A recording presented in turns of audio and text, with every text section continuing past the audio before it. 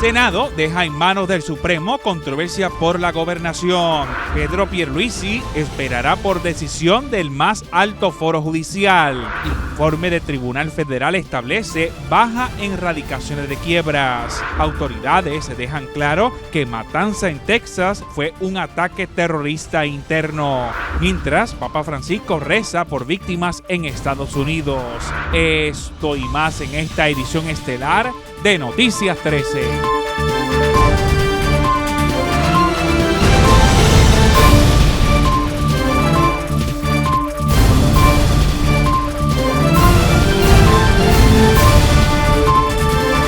¿Qué tal, amigos? Buenas noches, bienvenidos a Noticias 13, su informativa. De forma inmediata nos vamos a las informaciones. Gracias por sintonizarnos. En manos del Tribunal Supremo decidir si Pedro Pierluisi es gobernador o al contrario está usurpando el poder ejecutivo. Esta es nuestra noticia del día. Noticia del día.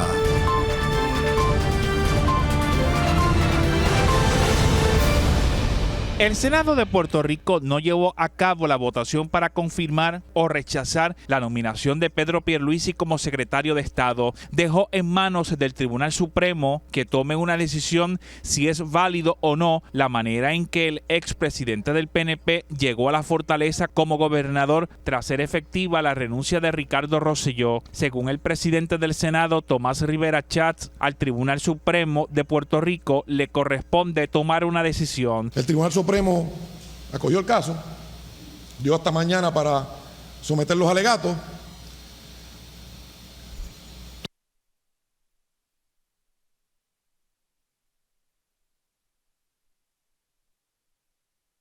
El Senado de Puerto Rico no llevó a cabo la votación para confirmar o rechazar la nominación de Pedro Pierluisi como secretario de Estado. Dejó en manos del Tribunal Supremo que tome una decisión si es válido o no la manera en que el expresidente del PNP llegó a la fortaleza como gobernador tras ser efectiva la renuncia de Ricardo Rosselló. Según el presidente del Senado, Tomás Rivera Schatz, al Tribunal Supremo de Puerto Rico le corresponde tomar una decisión. El Tribunal Supremo acogió el caso, dio hasta mañana para someter los alegatos. Todos los que sean abogados y abogadas tendrán la oportunidad de hacer los planteamientos de rigor. Y cuando el Tribunal Supremo de Puerto Rico resuelva, ya veremos. Pero yo no voy a estar aquí y no creo que debamos estar aquí esperando a que cada 24 horas el licenciado Pierluisi cambie de opinión si va a venir o no va a venir, si va a traer los documentos o no va a traer los documentos, si cree que el Senado tiene la facultad o no la tiene, porque este Senado se respeta. Rivera Schatz fue más contundente al señalar en el hemiciclo senatorial que Pedro Pierluisi solo tiene al momento 5 votos a favor. El caucus que se celebró hoy, al igual que el que celebramos el jueves, y los compañeros están aquí, yo no le he pedido a ningún senador ni a ninguna senadora que vote de una manera determinada. Todos han tenido la libertad de decidir cómo van a votar. Todos y todas. Y ese día, el compañero Pierluisi tenía 4 votos. Y hoy tiene 5. No tiene los votos. No porque lo diga yo, lo dieron los senadores. Por otro lado, el portavoz del Partido Popular Democrático en la Cámara Alta, Eduardo Batia, argumentó que el Senado tenía que actuar de forma inmediata y de lo contrario lo que estarían realizando es continuar con una crisis que está afectando la paz de todos. Están llevando a la gente a desesperarse, a frustrarse, a angustiarse.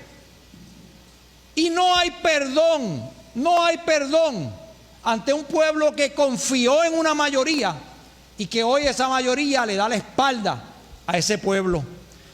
Yo no veo, compañeros, y lo digo con dolor, yo no veo arrepentimiento aquí. Yo no veo arrepentimiento después que el presidente y gobernador de ese partido tuvo que renunciar. Yo no veo arrepentimiento colectivo de los líderes del Partido Nuevo Progresista. Yo no veo contrición. Yo no veo un gesto de pedirle perdón a Puerto Rico. Todo lo contrario. Están creando una crisis más profunda por no actuar. Mientras que el senador del PNP, Miguel Romero, insistió que Pierluisi es hoy gobernador de Puerto Rico y lo será hasta que el Senado actúe, y de la única manera que dejaría de ser primer ejecutivo será si el Senado no aprueba su nombramiento. Para mí, el licenciado Pedro Pierluisi es el gobernador de Puerto Rico. Lo es porque juró como secretario de Estado. No necesitaba ni tan siquiera juramentar el pasado viernes. Ese juramento no emana derechos adicionales a los que él ya tiene hasta tanto y en cuanto el Senado complete su proceso de evaluación o hasta que finalice el término de la sesión extraordinaria, que me parece que es el próximo 19 de agosto, que si no hubiese una expresión del cuerpo, pues no sería confirmado y tendría que dejar su posición. Él está ejerciendo, y esa es mi apreciación hoy, válidamente. Mientras que el senador independentista Juan Dalmau cuestionó la movida de Pierluisi para llegar a la fortaleza. En estos momentos en donde Puerto Rico lleva más de una década de depresión económica, donde estamos buscando estimular la economía, atraer inversión, desarrollo político, social y económico, estamos en el momento más oscuro, porque por caprichos y apetitos personales de poder, una persona no se sometió al criterio constitucional, no se sometió a quienes representamos al pueblo de Puerto Rico, que fuimos electos, y el que no fue electo decidió dar la espalda a ese mandato constitucional para satisfacer su ambición de poder, y detrás de él una élite económica. Por último, el senador independiente José Vargas Vidot llamó el proceso que está enfrentando Puerto Rico como una primaria clandestina del PNP. Esas marchas y manifestaciones no fueron para elegir a otra persona más. No fue para eso. Pero lo hemos convertido en una primaria clandestina, encima del dolor y la intranquilidad de la gente.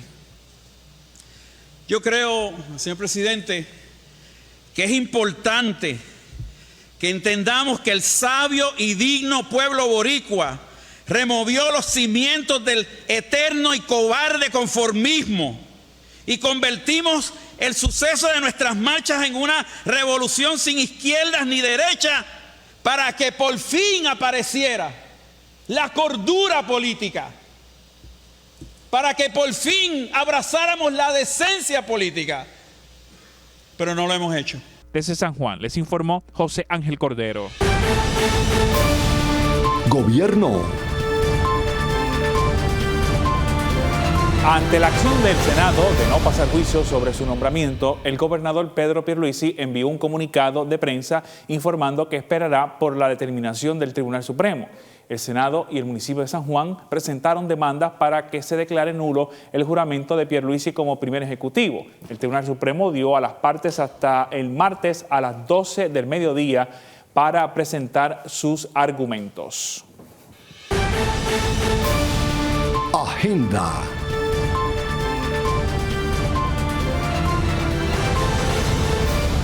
La lucha magisterial no baja ante los cambios de visión que podría traer la gobernación de Pedro Pierluisi.